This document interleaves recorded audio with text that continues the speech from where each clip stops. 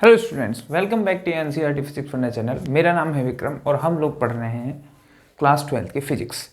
तो हमारा जो चैप्टर चल रहा है वो चैप्टर नंबर 3 चल रहा है, करंट इलेक्ट्रिसिटी। और आज हम लोग डिस्कस करेंगे relation between drift velocity and current I. कि ड्रिफ्ट वेलोसिटी जब इलेक्ट्रॉन फ्लो करते हैं ड्रिफ्ट वेलोसिटी से, तो उससे जो करंट फ्लो होती है उन दोनों के बीच में रिलेशन क्या है, प्लस एक छोटा सा टॉपिक है मोबिलिटी, उसको डिस्कस करेंगे। ठीक है, तो शुरुआत करते हैं हम लोग। चलिए, उसके लिए सबसे पहले हमको एक कंडक्टर बनाना है। ठीक है, तो यहां लिखेंगे consider a conductor of length del X. ठीक है, एक ऐसा कंडक्टर जिसकी लेंथ क्या है, डेल एक्स है, and uniform cross sectional area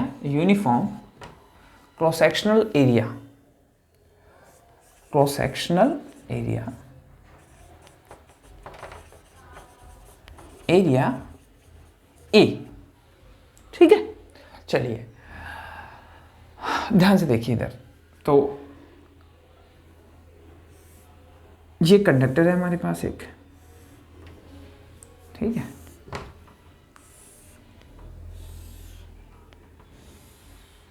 ये एक कंडक्टर है और हम लोग ये मान के चल रहे हैं कि यहाँ पे हमने इस कंडक्टर के दोनों सिरों पे एक इलेक्ट्रिक फील्ड अप्लाई किया है। क्या अप्लाई किया है? इलेक्ट्रिक फील्ड अप्लाई किया है। और यहाँ से इसकी जो लेंथ है वो है डेल एक्स। क्या है लेंथ? डेल एक्स है। ठीक है, वो मान लेते हैं हम भी। अच्छा, फिर यहाँ इलेक्ट्रिक फील्ड इसके दोनों सिरों पे है। अच्छा, मैं ये मान लेता हूँ कि यहाँ पॉजिटिव चार्ज है, यहाँ नेगेटिव चार्ज है, तो इलेक्ट्रॉन्स कुछ हैं वो इस सिरे से इस सिरे की तरफ जाएंगे। मतलब क्यों? क्योंकि इलेक्ट्रिक फील्ड की डायरेक्शन किधर है? इधर से इधर। तो इलेक्ट्रॉन्स हमेशा किधर जाएंगे? इस सिरे से इस सिरे की तरफ जाएंगे। ठीक है, तो चलिए अब हम इसमें हमको रिलेशन फाउंड करना है। देखिए किस से भी, ड्रिफ्ट वेलोसिटी एंड करंट के बीच में। ठीक है, तो हम लोगों ने ड्रिफ्ट वेलोसिटी पढ़ रखी है ना, करंट भी पढ़ रखी है। तो हमारा जो काम है वो ये है कि इन दोनों के बीच में एक रिलेशन फाइंड करना। ठीक है, तो थोड़ा बात करते हैं हम लोग। क्या है कि जैसे ड्रिफ्ट वेलोसिटी और करंट के बीच में फाइंड करने के लिए हमको कुछ बातें समझनी पड़ेगी। इसके लिए एक फॉर्मेट है, उसको ध्यान से देखिए। तो मुझे इन दोनों के बीच में रिलेशन चाहिए, मतलब वी डी और आई के बीच में रिलेशन चाहिए। ठीक है, तो ड्रिफ्ट वेलोसिटी हमने निकाल ली, हम कुछ ज़्यादा कर नहीं सकते, तो हम लोग करंट निकाल सकते हैं। सर करंट के लिए मुझे चार्ज चाहिए, क्योंकि Q इज इक्वल टू क्या होता है? IT। अच्छा सर, तो ध्यान से अगर मैं देखूँ तो यहाँ से यहाँ तक कितना चार्ज आया है ये अगर मुझे पता लग जाए, है ना, कितना चार्ज चला है, तो वो मुझे पता चल जाए तो मैं करंट निकाल सकता हूँ। ठीक है, ध्यान से देखिए। तो Q टोटल चार्ज है वो निकाल दें। अच्छा, कितने टाइम में? डेल्टा टी टाइम में, है ना, डेल्टा टी टाइम में कितना चार्ज चला है। अगर मुझे Q मिल जाए, Q कैसे मिलेगा? Q मिलेगा, Q इज इक्वल होता है plus minus NE, total number of charges into charge on each electron. तो मुझे अगर टोटल नंबर ऑफ चार्जेस मिल जाए, ठीक है ना, तो वो तो भी निकल सकता है। और टोटल नंबर ऑफ चार्जेस कैसे मिलते हैं? क्या? Charge on each electron, sorry, number of electrons per unit volume and multiplied by, एक सेकेंड,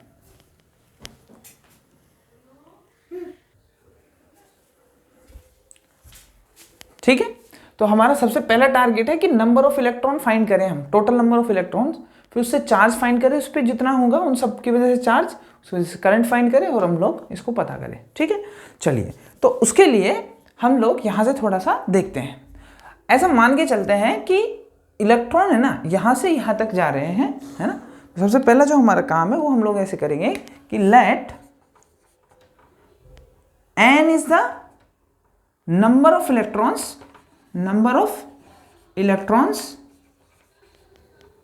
पर unit volume, n is the number of electrons per unit volume, कि n क्या है, number of electrons है पर unit volume of this conductor. ठीक है, सो एक second, so total number of electrons, total number of electrons जिसको मैं n कैपिटल N बोल रहा हूं, वो क्या हो जाएगा, small n number of electrons per unit volume, यानी small n into volume of conductor, volume of conductor, volume of conductor. ठीक है, चलिए, तो यहां से अब अगर मैं n निकालना चाहूं तो n तो ये हो जाएगा small n, volume of conductor क्या हो जाएगा, देखिए वॉल्यूम ऑफ कंडक्टर हो जाएगा कि n वॉल्यूम हो जाएगा, ये सिलेंड्रिकल शेप है तो इसका एरिया मैंने माना था कैपिटल A। ठीक है, यूनिफॉर्म एरिया है क्रॉस सेक्शनल A इंटू उसकी लेंथ, तो लेंथ कितनी हो जाएगी डेल x, तो A into del X, A into del X. यहां तक समझ में आता है कि टोटल नंबर ऑफ इलेक्ट्रॉन्स, कि इतने नंबर ऑफ इलेक्ट्रॉन्स होंगे। ठीक है, चलिए इक्वेशन नंबर फर्स्ट।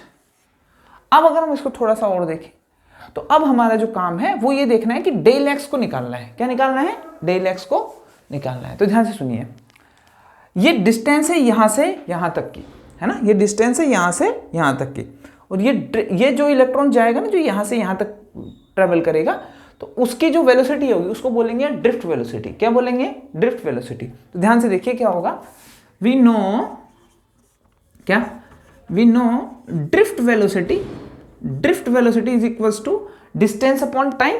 तो डिस्टेंस ये इसको कितने, कहां से कहां तक ट्रेवल करनी है, यहां तक, मतलब डेल एक्स, और हम लोग ये मानते हैं कि इसमें जो टाइम लगा होगा ना, डेल एक्स डिस्टेंस ट्रेवल करने के लिए, उसमें टाइम लगा होगा डेल्टा टी। ठीक है, तो डेल्टा टी टाइम लगा होगा, सही बात है कि नहीं। तो यहां से डेल एक्स कितना हो गया है, del X must be equals to V D into delta T. Is it okay. चलिए इसको, ये जो है डेल एक्स, इसको हम पुट कर देंगे, पुट इन वन, किसमें पुट कर देंगे, वन इक्वेशन में, पुट इन वन। तो अभी जो हमारे पास इक्वेशन नंबर 1 है वो कुछ इस तरीके से बन के आई है, N A we D into delta T, V D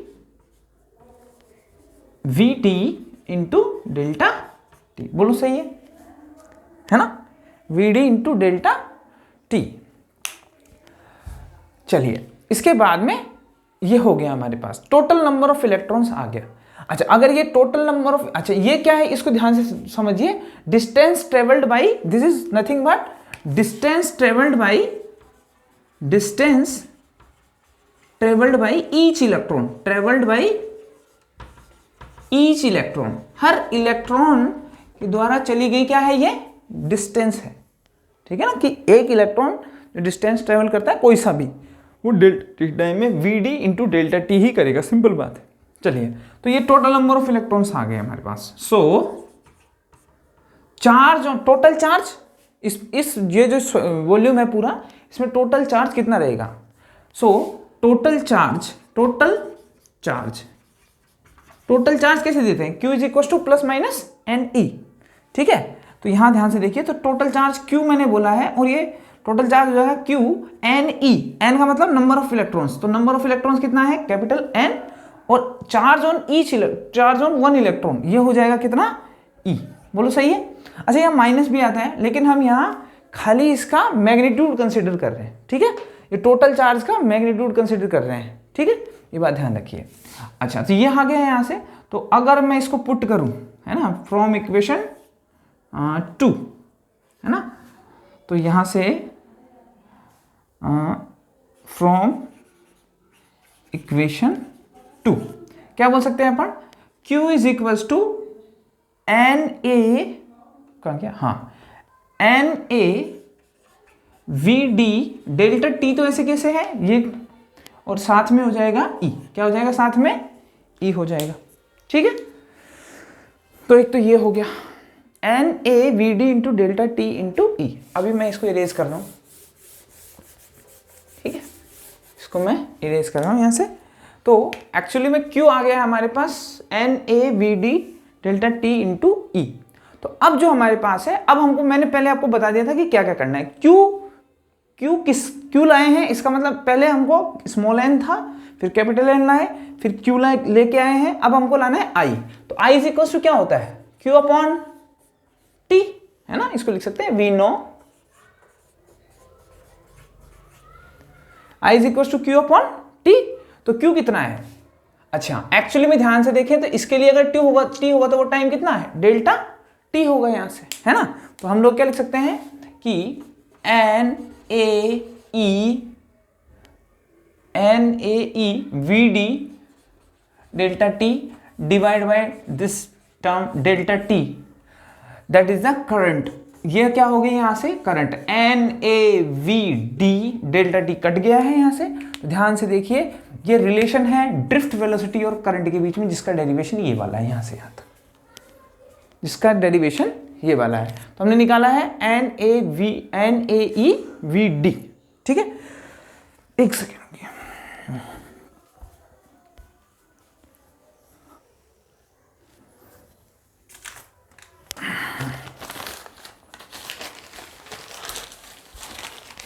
तो ये जो बना है हमारे पास ये रिलेशन, इसको देखिए।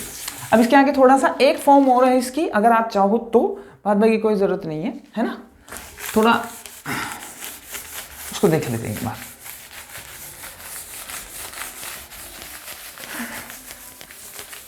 ठीक है, चलिए अनदर फॉर्म को थोड़ा प्रोसीड करते हैं। अब देखो कैसे करना है वो। वी नो वी डी क्या होता है, ये मैंने बताया था आपको इससे पहले, ये होता है ई अपॉन एम इंटू टॉ। ठीक है, यहां पे जो माइनस है ये बताता है कि इलेक्ट्रिक फील्ड और इलेक्ट्रॉन की ड्रिफ्ट वेलोसिटी दोनों वेक्टर क्वांटिटी है ना, इसको ऐसे समझिए, दोनों की डायरेक्शन अपोजिट है, इस वजह से ये माइनस आता है ना। बाद बाकी अगर मैग्नीट्यूड लेंगे तो हम क्या लेंगे, simple E divide by M into tau लेंगे। ठीक है, तो इक्वेशन नंबर 3 बोल देते हैं, पुट इन 3 करेंगे इसको, पुट इन 3। तो यहां से अगर मैं देखूं तो I is equals to N A E, V D की जगह ई अपॉन एम टॉ। ठीक है, अब इसको अगर थोड़ा सा और देखें हम, N A E square, tau को इधर ले लेते हैं, N A E square into tau divide by M, और ये ई हो जाएगा N A E square tau divide by M. ठीक है, चलिए अब ध्यान से सुनिए आगे थोड़ा सा, ये भी एक रिलेशन बनता है। अब थोड़ा सा और देखते हैं। मान लो इस ए का डिवाइड कर दूं नीचे, क्या कर दूं मैं, ए का डिवाइड कर देता हूं नीचे, तो क्या हो जाएगा आई अपॉन ए, जिसको हम बोलते हैं जे करंट डेंसिटी, और ये किसके इक्वल हो जाएगा, N E square tau divide by M, N E square tau divide by M into electric field. ध्यान से सुनिए, अब ध्यान से देखते हैं इसको। तो ये हो गया, एक्चुअली ये इस तरीके से है, n E square tau divide by M into e. ये रिलेशन आपने पहले भी देखा है कहीं, ओम्स लॉ के फाइनल स्टेज में, वो इस तरीके था। क्वेश्चन नंबर 4 बोल देते हैं, वी नो जे कितना है, सिग्मा इंटू ई होता है इसमें, ये पढ़ा था हमने। तो इक्वेशन 5, अगर ऑन कंपेयरिंग 4 एंड 5, कि अगर मैं 4 एंड 5 को कंपेयर करूं तो सिग्मा इज इक्वल टू क्या आता है, सिग्मा इज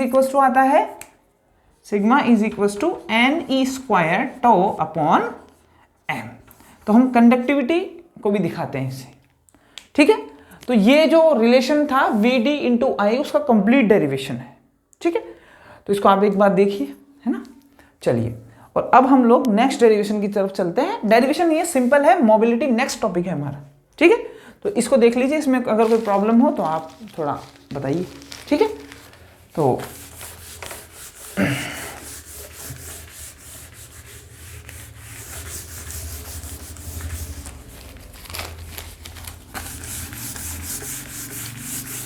एक नई टॉपिक आता है हमारे पास, मोबिलिटी। क्या आता है, मोबिलिटी, है ना, मोबिलिटी। मोबिलिटी। इसको म्यू से शो करते हैं। किसे शो करते हैं? म्यू से शो करते हैं। ठीक है, तो ये एक्चुअली में क्या है? एक्चुअली में अगर देखो इसकी बेसिक डेफिनेशन देखें तो ये कुछ नहीं है, ऐसे लिखता है कि the magnitude of drift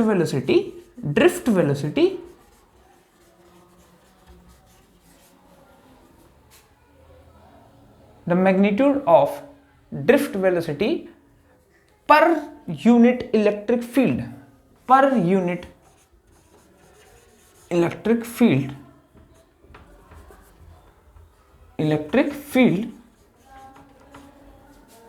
is called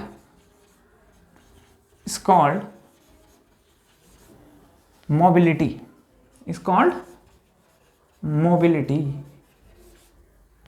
of electron। ये किसी इलेक्ट्रॉन की मोबिलिटी को दिखाता है। ठीक है, तो एक्चुअली में देखिए इसको इस तरीके से लिखते हैं, म्यू इज इक्वल टू, ये जो बोल रहा है उसका मैग्नीट्यूड का मतलब वो माइनस नहीं लेना है, ये कह रहा है, ये divide by this electric field, वो इसकी मोबिलिटी की दिखाता है। अब ध्यान से देखते हैं इसको क्या मतलब क्या है इसका, ये क्या दिखाता है। देखो मेरे ख्याल से ये डायरेक्टली प्रोपोर्शनल है अगर इलेक्ट्रिक फील्ड कांस्टेंट हो तो किसके? ड्रिफ्ट वेलोसिटी के। इसको अगर ध्यान से हम देखें तो mu is directly proportional to drift velocity, ऐसा ही है। इसका मतलब ये है कि अगर मोबिलिटी बढ़ रही है इसका मतलब क्या है? ड्रिफ्ट वेलोसिटी बढ़ रही है। ये फिर ऐसे बोल सकते हैं कि अगर ड्रिफ्ट वेलोसिटी बढ़ रही है तो मोबिलिटी बढ़ रही है। अगर ई कांस्टेंट है तो मतलब अगर मान लो दो रोड है हमारे पास और दोनों में से अगर दोनों रोड लगा दी हमने, दोनों पे सेम इलेक्ट्रिक फील्ड अप्लाई किया है, तो अगर मान लो एक में इलेक्ट्रॉन की ड्रिफ्ट वेलोसिटी ज़्यादा है पहले वाले की, तो उसमें मतलब जो पहला वाला है ना, मतलब दो है 1 और 2, उसमें अगर एक में ड्रिफ्ट वेलोसिटी ज़्यादा है दूसरे वाले में कम है तो दूसरे वाले में मोबिलिटी कम होगी। मोबिलिटी का मतलब क्या समझ में आया आपको? इसका मतलब वेलोसिटी से रिलेटेड है। इसका मतलब है कोई भी इलेक्ट्रॉन अगर ज़्यादा तेज वेलोसिटी से भाग सकता है उसी इलेक्ट्रिक फील्ड के लिए, तो इसका मतलब क्या है कि वहां मोबिलिटी ज़्यादा होगी। मतलब मोबिलिटी का मतलब ये है फ्रीनेस, है ना। कोई इलेक्ट्रॉन कितना फ्री होके एक कॉलिजन से दूसरे कॉलिजन से चक्कर मतलब दूर चल सकता है, उसको बोलते हैं मोबिलिटी। ठीक है, तो मेरे ख्याल से आपको समझ में आ गया। इट इज द फ्रीनेस, है ना, इट इज द, ऐसे लिख सकते हैं, it is the measure of degree of freedom, ऐसे बोल दो, degree of freedom of electron, degree of freedom of electron, है ना। कोई इलेक्ट्रॉन कितनी अच्छे से मूव कर सकता है उसका मेजर है ये, है ना। अब इसके बाद में इसको थोड़ा सा और देखते हैं अपन। अच्छा, इसमें अगर वो वी डी को पुट कर दूं, वी डी क्या होता है? E upon e divide by M into tau, है ना। तो क्या होता है? E divide by M into tau upon e. तो इसको अगर मैं कैंसिल आउट कर दूं तो क्या हो जाएगा? म्यू इज इक्वल टू ई, ये तो कट गया, ई टाउ अपॉन एम। इसको ध्यान रखना, यहाँ पे टाउ मालूम होना चाहिए आपको, इलेक्ट्रॉन्स के बीच में एवरेज रिलैक्सेशन टाइम है। ठीक है। अच्छा, इसके बाद में कुछ ऐसा यूनिट्स भी आती है इसकी, तो ये अलग से लिख लेना। ये ऐसा यूनिट है, ऐसा यूनिट तो निकाल ही सकते हैं अपन। ऐसा यूनिट इसकी क्या है? मीटर पर सेकंड। ये होती है वोल्ट पर मीटर, तो ये हो जाएगा metre square volt into second. ठीक है भाई, मीटर ऊपर चल जाएगा ना, वोल्ट इंटू सेकेंड, ऐसा यूनिट ये हो जाएगी इसकी। और यही मोबिलिटी है, इसी को थोड़ा ध्यान से देखिए आप। तो एवरेज रिलैक्सेशन टाइम और फ्रीनेस भी बढ़ी, मतलब इसको भी देख लीजिए, थोड़ा समझ में आएगा आपको कि अगर एवरेज रिलैक्सेशन टाइम ज़्यादा है इसका मतलब मोबिलिटी बढ़ेगी। इसका मतलब ये हो गया कि वो जो टक्कर है ना, वो दो मेटल्स के बीच में, जो वो दो आयंस के बीच में भगता है, तब वो अगर ज़्यादा है इसका मतलब उनके बीच में जगह ज़्यादा है, तो वो भगता है, तो उसके लिए टाइम अगर ज़्यादा है तो उसकी डिग्री ऑफ फ्रीडम ज़्यादा होगी, है ना। ठीक है, तो मेरे ख्याल से इतना ही है इसमें, है ना। तो आज की क्लास में इतना ही। नेक्स्ट जो क्लास होगी हमारे, उसमें नया टॉपिक डिस्कस करेंगे। तो अगर आपको ये वीडियो पसंद आया हो तो लाइक कीजिए, शेयर कीजिए, सब्सक्राइब कीजिए। ठीक है, अपने दोस्तों को भी बताइए, और अगर कोई प्रॉब्लम हो then comment. Okay, that's all for today, thank you.